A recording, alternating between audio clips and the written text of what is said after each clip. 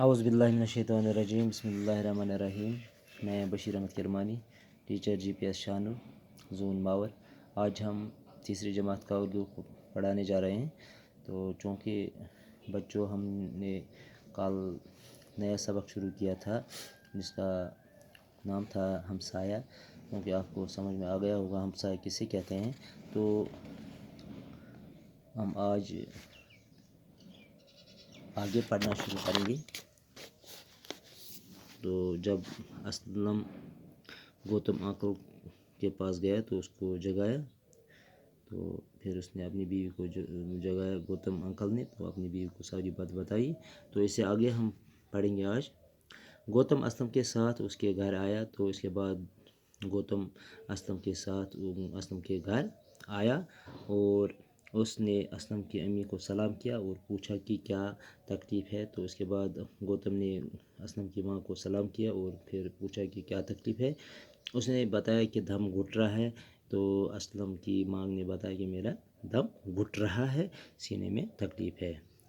تو اس نے کہا کہ میرا دم گھٹ رہا ہے اور سینے میں تکلیف بھی ہے، سر بھی چکرا رہا ہے۔ گوتم نے اسلم سے کہا تم امی کے پاس رہو، میں ابھی آتا ہوں۔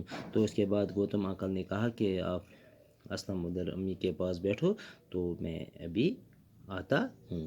گوتم اپنے ایک اور ہمسایہ علی محمد کے پاس گیا، وہ ایک ڈاکٹر تھا۔ اس کے بعد وہاں سے گوتم انکل چل دیے اور ایک اور ہمسائے کے پاس گئے، وہ علی محمد جو ایک پیشے سے ایک ڈاکٹر تھا۔ اس کو جگایا، ڈاکٹر باہر آیا، وہ گوتم کو جانتا تھا۔ اس کے بعد وہ ڈاکٹر صاحب باہر آئے، اس نے جب گوتم کو دیکھا تو اس کو وہ جانتا تھا، چونکہ اس کا ہمسایہ تھا۔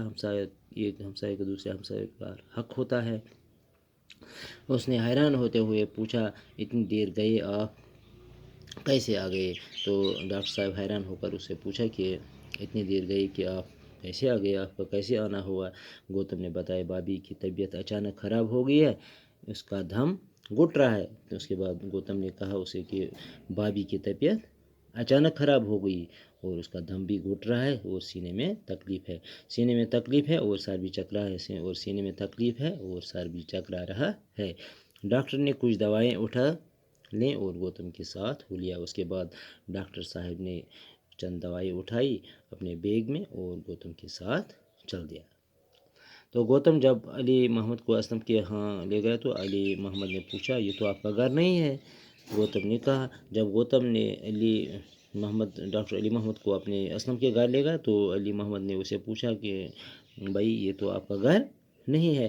گوتم نے کہا جی ہاں، یہ میرے ہمسایہ اکرم کا گھر ہے۔ تو گوتم نے کہا کہ جی ہاں، یہ میرا گھر نہیں ہے بلکہ میرے ہمسایہ اکرم کا گھر ہے، وہ یہاں نہیں ہے، باہر گیا ہے، اس کی گھر والی بیمار ہے۔